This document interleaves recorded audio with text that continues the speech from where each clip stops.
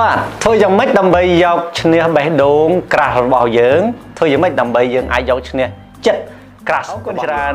ជំរាបសួរពុកម៉ែបងប្អូនខ្ញុំ Binyan បាទហើយថ្ងៃនេះខ្ញុំចែករំលែកនៅប្រធានបទមួយវិធីសាស្ត្រយកឈ្នះចិត្តនិងយកបេះដូង Crush របស់យើងឲ្យបានតើស្អីទៅជា Crush បាទ Crush ជាភាសាអង់គ្លេសដែលមានន័យថាយើងលួចស្រឡាញ់នរណាម្នាក់តែម្នាក់ឯងទៀងគេមិនដឹងខ្លួនអញ្ចឹងយើងលួចស្រឡាញ់គេ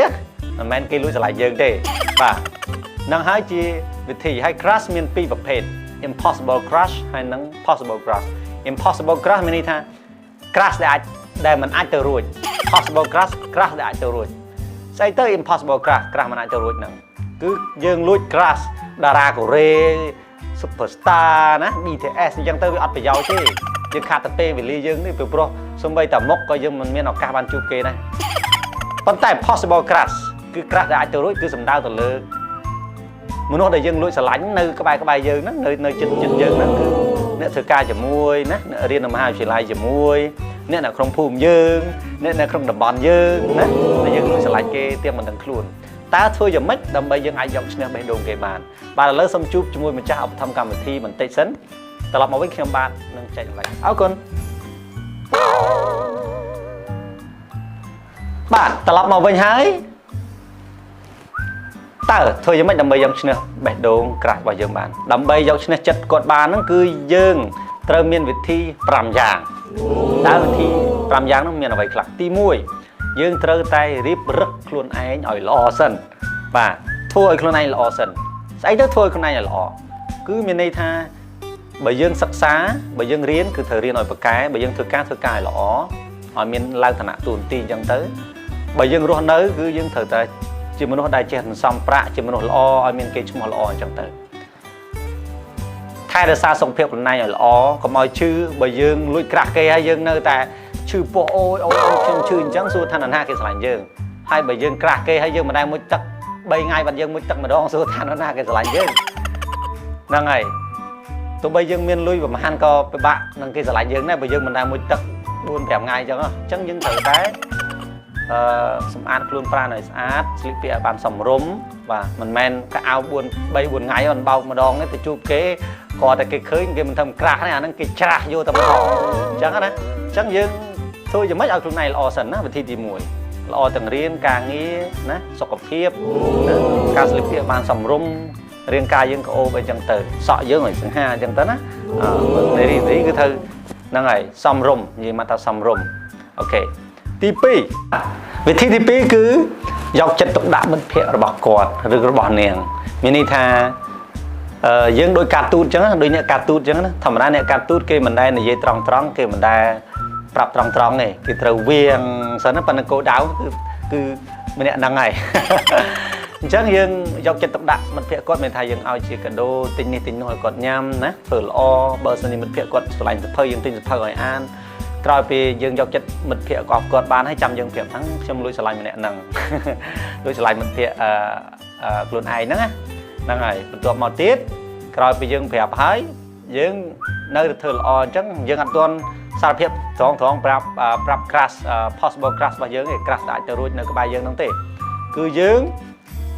នៅតែធ្វើល្អអញ្ចឹងរហូតហើយយើងខំរៀនឲ្យប្រកែខ្លួនឯងឲ្យយើងលេចធ្លោនៅក្នុងកន្លែងការងារកន្លែងការសិក្សាកន្លែងសាកលវិទ្យាល័យរបស់យើងអញ្ចឹងទៅណាប៉ុន្តែឆ្លៀតឱកាសនេះផងដែរខ្ញុំសូមហាមក៏ដូចជាសំណូមពរទៅដល់បងប្អូនដែលជាមិត្តយុវវ័យថ្នាក់មហាវិទ្យាល័យចុះក្រោមសំទោសគឺថ្នាក់វិទ្យាល័យចុះក្រោមណាថ្នាក់ទី1ដល់ទី12កុំមានស្នេហាបាទពីព្រោះថាធ្វើឲ្យបាត់បង់ការសិក្សាហើយខាត់អនាគតហើយខូចអនាគតហើយអាចណាបាត់បង់អនាគតជារៀងរហូតពីព្រោះយើងនៅពេលដែលយើងមានស្នេហាទៅតែងតែមានការជ្រួសអញ្ចឹងវាអាចខូចអនាគតអញ្ចឹងបំផ្លាញទឹកចិត្តឪពុកម្ដាយដែលខំរកលុយទាំងលំបាកមកជួយយើងគ្រប់គ្រងការសិក្សាឲ្យយើងដូច្នេះគូតែកុំមានស្នេហាគូក៏មាន Crush កំឡុងវ័យសិក្សានៅថ្នាក់វិទ្យាល័យអីសម្រាប់អ្នកនៅថ្នាក់មហាវិទ្យាល័យឡើងទៅមានការងារធ្វើអាហ្នឹងគាត់ចាស់ចិត្តចាស់កំណត់មានភាពចាស់ទុំនៅក្នុងចិត្តកំណត់ដែរអញ្ចឹងអាច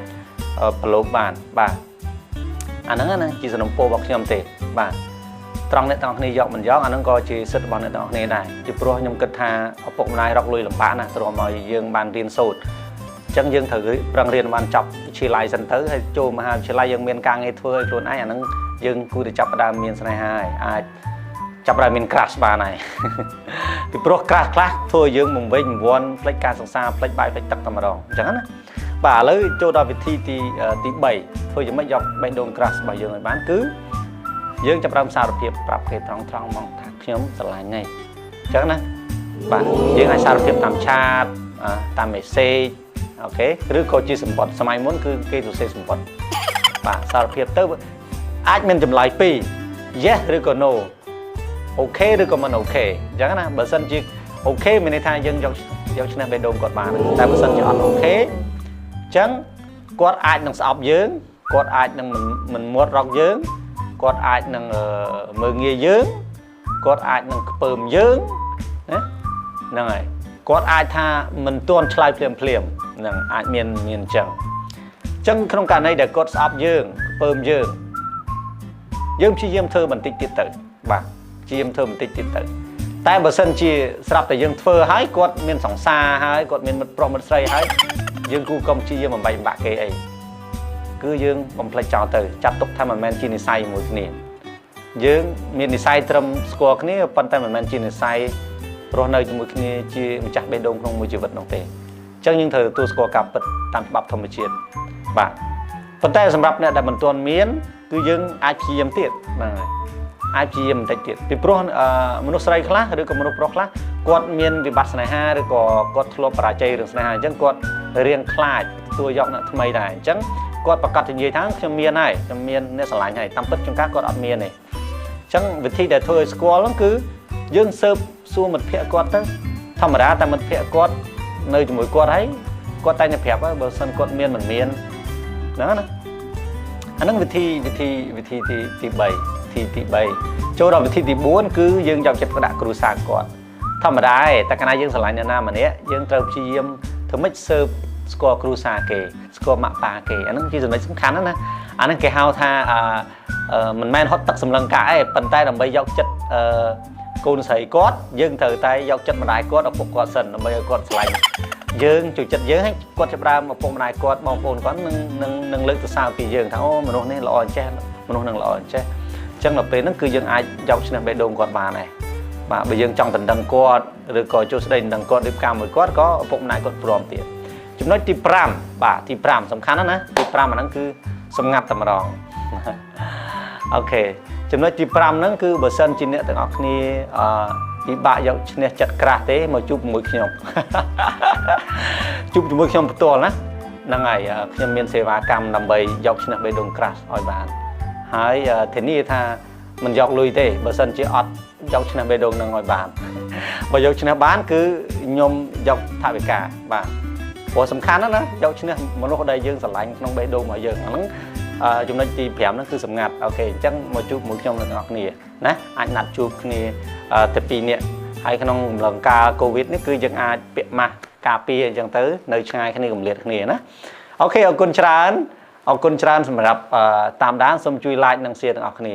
ហើយសូមបញ្ជាក់មួយទៀតសម្រាប់អ្នកដែលលួចក្រាស់គេហើយយើងគ្មានលទ្ធភាពអាច call មក chat page Binyan បានអត់បញ្ហាកុំភ្លេចជួយ share ទាំងអស់គ្នាណាអរគុណច្រើនជម្រាបលា